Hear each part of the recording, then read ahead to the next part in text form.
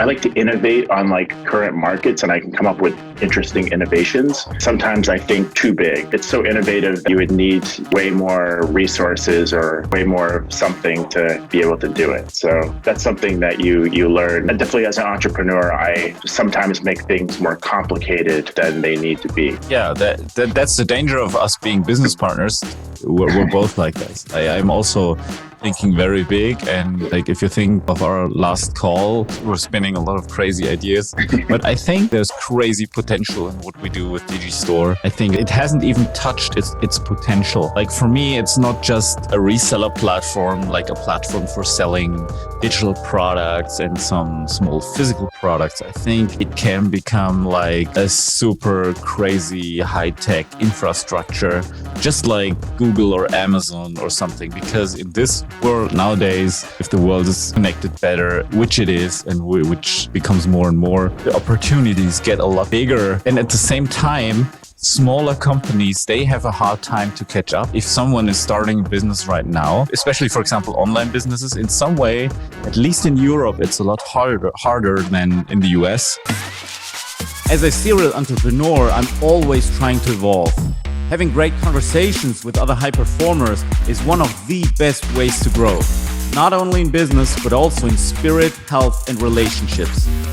This is Svencast. Listen, grow, repeat. The good thing about licensing deals from looking back from now is, in my opinion, there is a lot of things that those guys who originally created the product have figured out and have done right, so that you don't have to make those mistakes trying to create your own product. However, the downside of this is if you do that, then you might not have this learning effect. You might not have the learning curve, and you might not, have the lessons learned. What do you think about that? Would you still recommend licensing deals? How do you think about that right now? Yeah, I mean, I would still recommend licensing deals to people who are just starting out, if it's the right opportunity, right? I mean, it's like you always have to look at kind of your position, your situation. If you have a good partner that can help you, if you have a, kind of some different ends, that would make the project a little bit easier, or like it seems like it would be a good idea, then I would say go for it. But if, you're really struggling to do it, it's not worth it. It's kind of, the thing is you don't know what you don't know. When you start. So, I think doing anything as an entrepreneur is great, because ultimately you're probably going to fail at it. Until you're successful. It's kind of rare to have success immediately. That's kind of why I liked foreign licensing, because it seemed like, oh, this product is very successful in this market. I just have to translate it, and then it's going to be successful in that market. And I can't say, that the markets are really like that anymore, but there's still opportunities for good, licensing deals. So, I would recommend it to people, but I would, before that, I would just recommend create your own product, do what you're passionate about, don't necessarily get stuck in one model either, because, it's really about just doing and taking a chance, and don't worry about, mistakes, because you're going to make them, and mistakes are very valuable. You learn about them. I mean, I can't tell you how many companies I've set up that have probably been failures.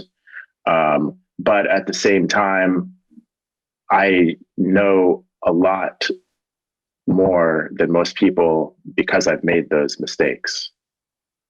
Can you share some of those mistakes and learnings with us? Sure. We had I had a product that I developed in 2014. Um, Weed was becoming legal in Colorado. And I wanted to go kind of investigate this new market because it was kind of interesting. I'm not like a big pot smoker, but I never seen you smoke that. Yeah, substances, like, I don't really, need them. Like, some people need them. I'm more like, oh, this could be fun because I'm at a party or something.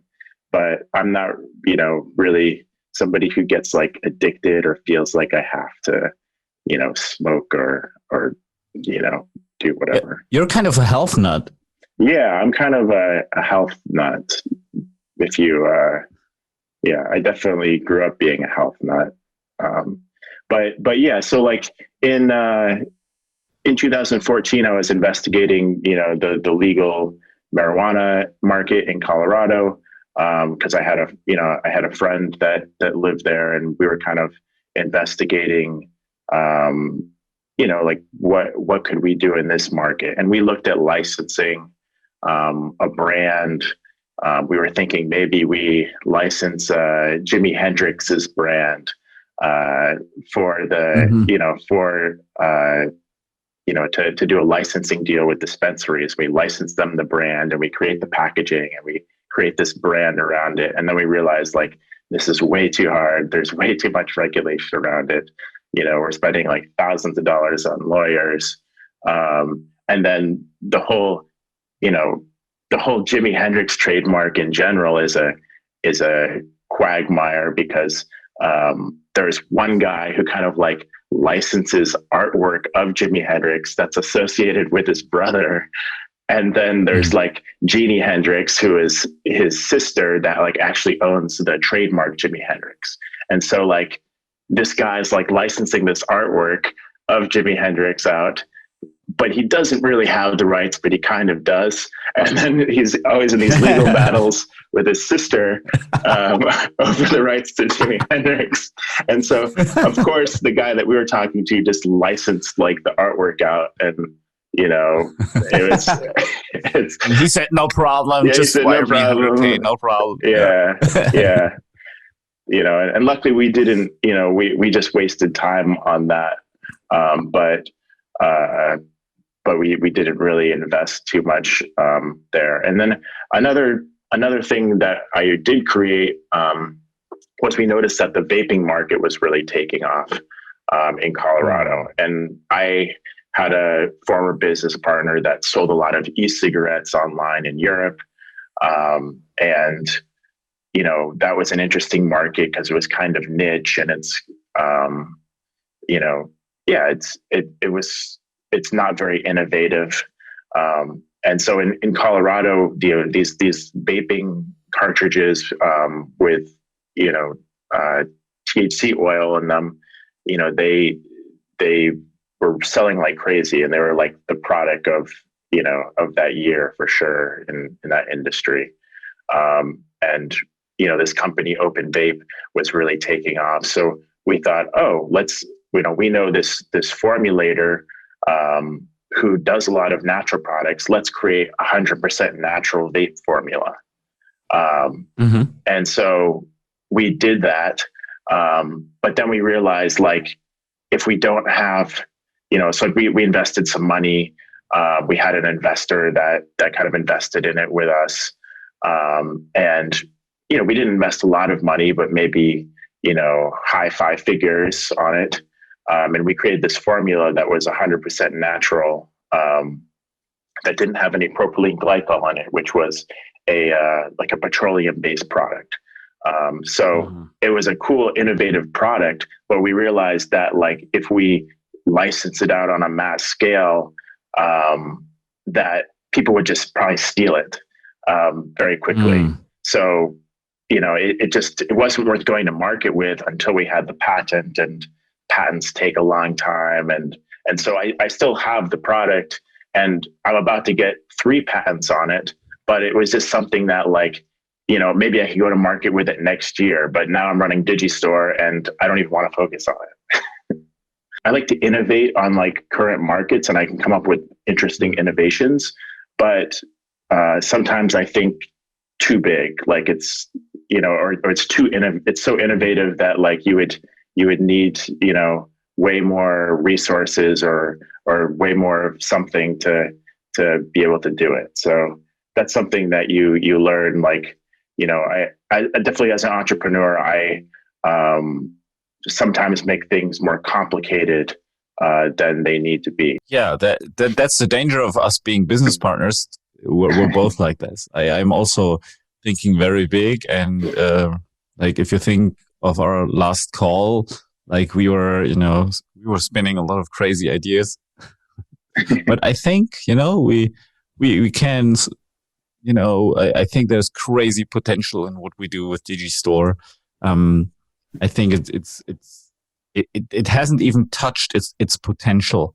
Like for me, it's not just a reseller platform, like a platform for selling digital products and some small physical products. I think it can become like a super crazy high-tech infrastructure, just like Google or Amazon or something. Because in this world nowadays, if the world is connected better, which it is, and which it becomes more and more, it like the opportunities get a lot bigger, and at the same time, smaller companies, they have a hard time to catch up.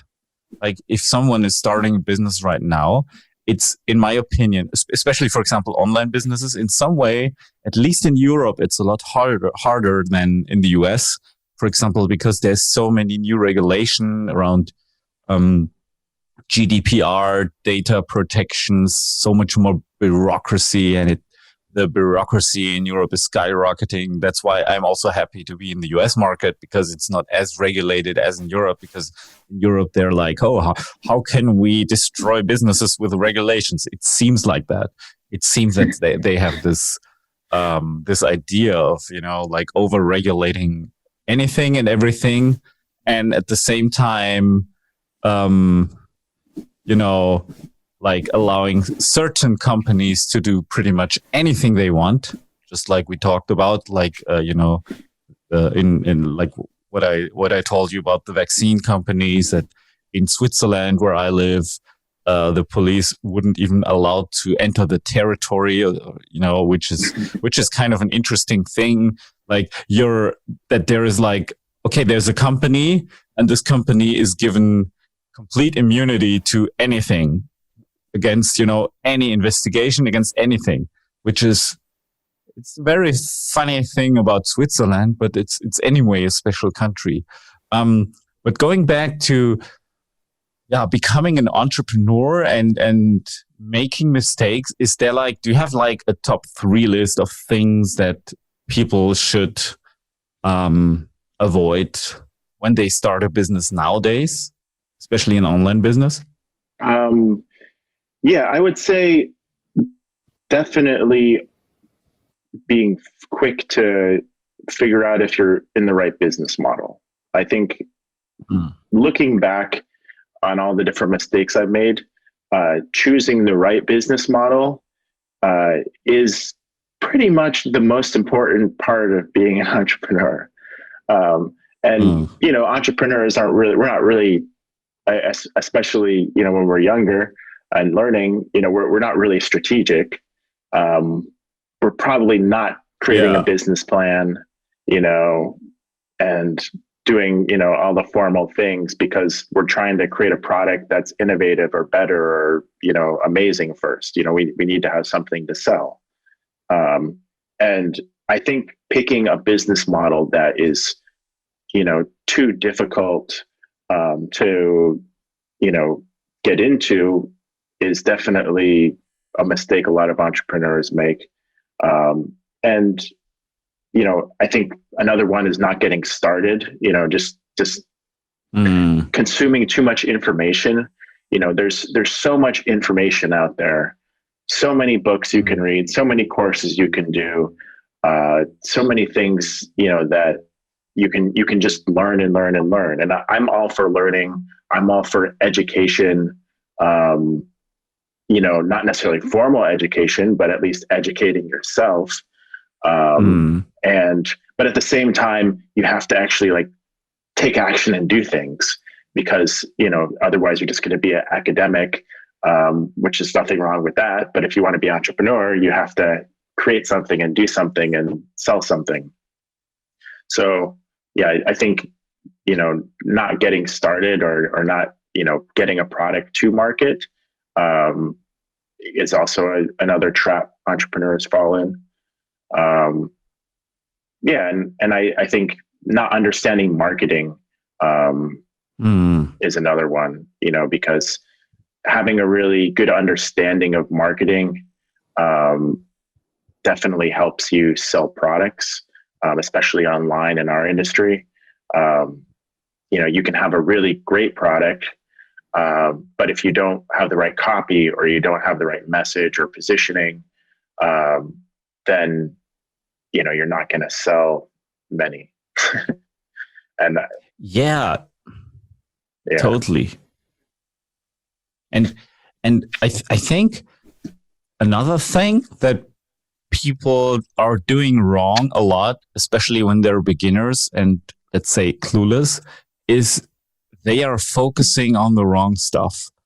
They're focusing on, what design should the package have? Too much. Or which logo would we choose? Too much. And it's so hard, for some people, it's so hard to focus on the things that matter the most. But it's a little bit different what matters in every business, so to speak. So there might be businesses where the logo is really important, especially like, for example, I can imagine if you have like a design company, then people are going to, place a high value on your logo. And probably if you have a cheap logo like Google has, and I'm saying that like, I know that maybe it's a super sophisticated logo, like from a designer standpoint, but like from my standpoint, it's just like, no design, it's a little bit colorful, but that's it. So, I think they didn't put much energy into developing a logo as opposed to, for example, Starbucks.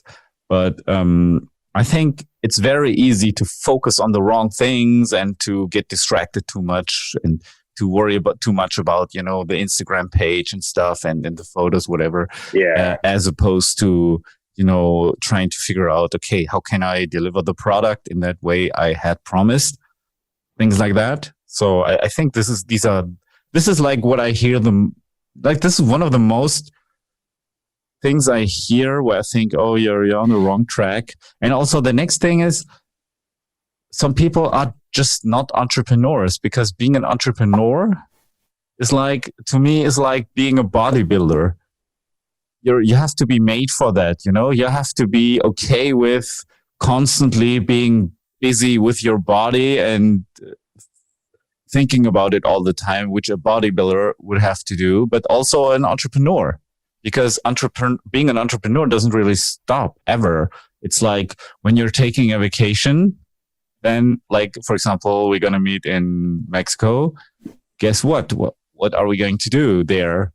Of course, we're going to talk about business a lot. So, and most of our conversations, even under the sun on at a beach or whatever, are about business. So we're doing that all the time. We're working all the time. The best ideas come when you are relaxed, which I think, referring to what I earlier said in the conversation, being relaxed is a very, very important thing.